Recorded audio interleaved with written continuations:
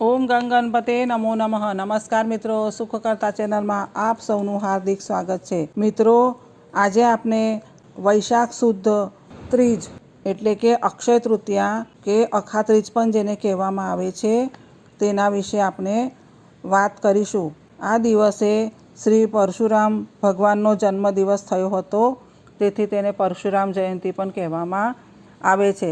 તો ચાલો મિત્રો, અખાત્રીજ એટલે કે અક્ષય તૃતીયા કેમ કહેવામાં આવે છે? કારણ કે આ દિવસે કરેલું પુણ્ય ક્યારેય ખૂટતું નથી, તે અક્ષય રહે છે। આ પવિત્ર દિવસે અનેક પૌરાણિક ઘટનાઓ બની હોવાનું માનવામાં આવે છે। તેમાં પહેલાં આવે છે ભગવાન પરશુરામનો જન્મ।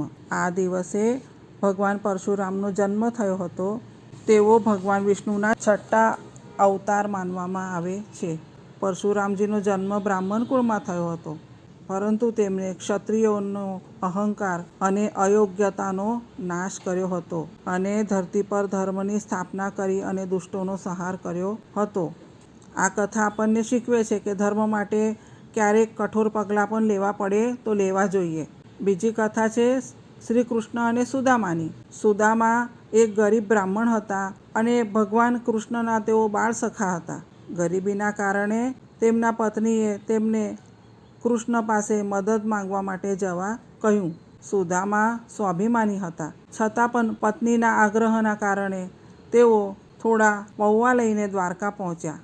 ભગવાન કૃષ્ણએ તેમને જોઈને ખૂબ પ્રેમથી તેમને આવકાર આપ્યો અને સુદામાએ લાવેલા પૌવા આનંદથી સ્વીકાર્યા અને તેના બદલામાં સુદામાને અખૂટ ધન સંપત્તિ આપી।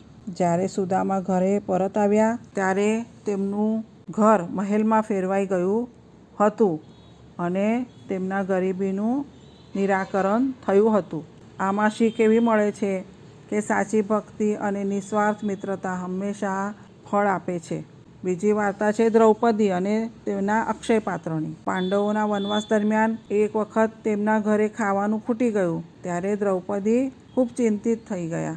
ત્યારે તેમને ભગવાન કૃષ્ણને યાદ કર્યા। ભગવાન કૃષ્ણએ દ્રૌપદીના વાસણમાં રહેલું અન્નનું એક નાનું કણ ખાધું અને આ પાત્રને તેમને દ્રૌપદીને કહ્યું, આ પાત્ર અક્ષય પાત્ર બની રહેશે। મારા આશીર્વાદથી આમાંથી અન્ન ક્યારેય ખૂટે નહીં। આથી પાંડવોને ક્યારેય ભૂખ લાગતી નહોતી। આ કથા શીખવે છે ભગવાન પર વિશ્વાસ રાખવાથી અછત દૂર થાય છે। કહેવાય છે આ દિવસે ગંગા અવતરણ થયું હતું। રાજા ભગીરથે પોતાના પૂર્વજોને મુક્તિ આપવા માટે કઠોર તપસ્યા કરી અને તેમની તપસ્યાથી પ્રસન્ન થઈને ગંગા માતા ભગવાન શિવના જટામાંથી પૃથ્વી પર ઉતરી આવ્યા હતા। ગંગા અવતરણ પણ અખાત્રીજના દિવસે જ થયું હતું। આથી જ તો આ દિવસે ગંગા સ્નાન અને તેમાં તર્પણ કરવાનું વિશેષ મહત્ત્વ છે। આ દિવસ અક્ષય પુણ્ય આપનાર છે। ભક્તિ, દાન અને સારા કર્મોનું ફળ ક્યારેય ખૂટતું નથી। ભગવાન પર વિશ્વાસ અને સત્ય જીવન સફળ બનાવે છે। મિત્રો, હવે આપણે જોઈશું અખાત્રીજના દિવસે પૂજા વિધિ શું છે। પ્રાતઃ વહેલા ઉઠીને સ્નાન કરીને સ્વચ્છ વસ્ત્રો પહેરવા, ભગવાન વિષ્ણુ અને માતા લક્ષ્મીની પૂજા કરવી, કળશ સ્થાપના કરીને તુલસી અને ફૂલ અર્પણ કરવા, ધૂપ દીવો પ્રગટાવી મંત્ર જાપ અને આરતી કરો, ગરીબોને દાન, અન્ન, પાણી, કપડાં આપો। આ દિવસે કરેલું દાન, જપ, તપ ક્યારેય વ્યર્થ જતું નથી। સોનું ખરીદવાનું શુભ માનવામાં આવે છે। નવા કામની શરૂઆત પણ આ દિવસે કરવામાં આવે છે, જેવું કે વ્યવસાય, ઘર, લગ્ન શરૂ કરવાનો શ્રેષ્ઠ દિવસ હોય છે। ખેડૂતો માટે ખેતીની શરૂઆતનો પણ શુભ દિવસ માનવામાં આવે છે। આ દિવસે સોનું ચાંદી ખરીદવાથી સંપત્તિ વધે છે। કોઈ પણ શુભ કાર્ય કરવા માટે વનજોયું મુહૂર્ત માનવામાં આવે છે। ગંગા સ્નાન અને તર્પણ કરવાથી પાપોનો નાશ થાય છે। અન્નદાન કરવાથી અખૂટ પુણ્ય મળે છે। કોઈ પણ શુભ કાર્ય માટે મુહૂર્ત જોવાની જરૂર પડતી નથી। અખાત્રીજના મંત્રો જોઈશું। વિષ્ણુ મંત્ર છે ઓમ નમો ભગવતે વાસુદેવાય। લક્ષ્મી મંત્ર છે ઓમ શ્રી મહાલક્ષ્મી નમઃ। દાનનો મંત્ર છે ઓમ અન્નદાનાય નમઃ।